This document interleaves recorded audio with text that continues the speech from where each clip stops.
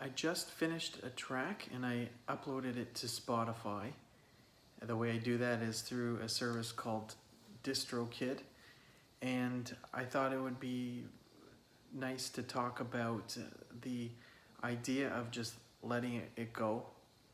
And I'm tempted to not even tell you which track this is called so you don't pair it with what actually comes out. But the point of this is that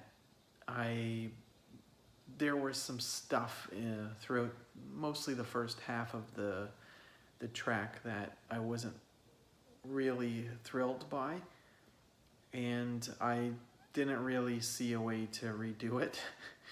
And then the other alternative was to cut the entire first section out, and I thought it was, I don't know, I didn't think that was right either. So there was nothing was really perfect to get around this issue, other than what would have probably made it right would have been just maybe scrapping stuff and redoing basically what you call hard work.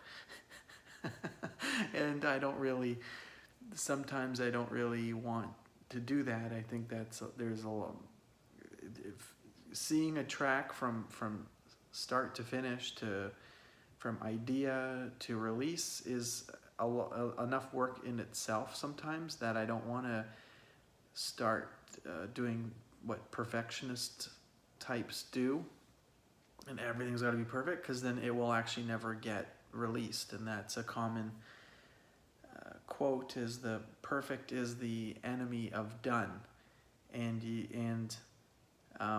you feel that right until the very end of like exporting and posting it. That's one of the fun things about releasing through to streaming services, is that I can't really go back on it. Like if I upload to Spotify, SoundCloud, I can remove. I think I can overwrite because I have a pro account, so I can, if I don't like it, I can go back later. I usually wouldn't even do that anyways. Like once it's done, I want to move on to the next thing, and I think that's what I'm really trying to get at, is get in the habit of, if you are the type that might be tempted to overthink this or that, get in the habit of just like letting it go and knowing that you will get it better the next time. And also the other big thing is that what you notice is not what everyone else notices. There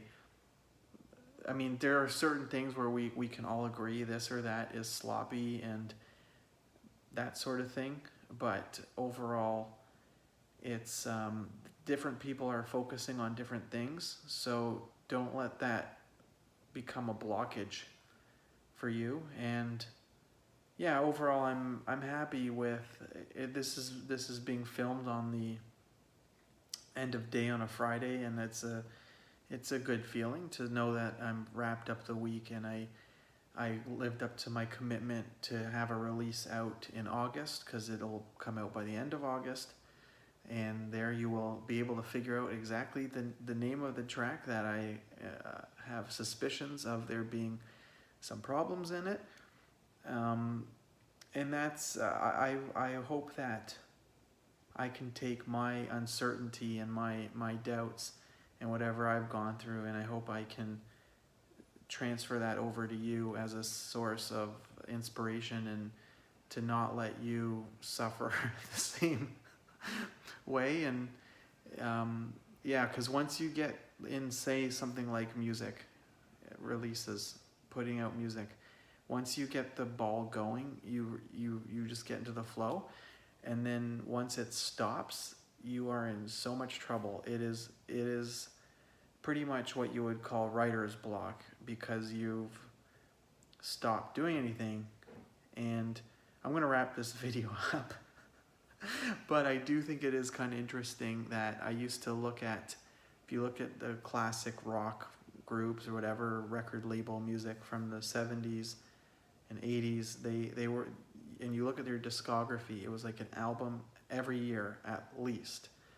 That's what they did. When you were you were in the flow, you recorded a lot of music, or maybe they toured and then they'd go into a studio, record, and they just kept it going.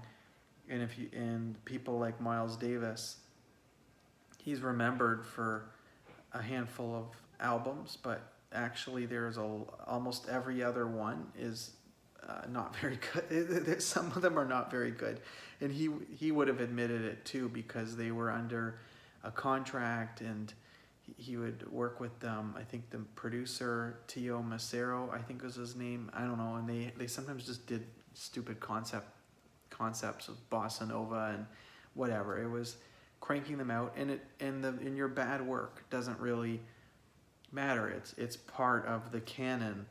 And I've always met different people over the years that would be more inclined to think of themselves as someone who doesn't put out mediocre work, but I would probably put a wager on saying that those types of people have a very difficult time improving, and they're censoring themselves. And I personally would rather, I would like there to be almost no censor for myself and for you,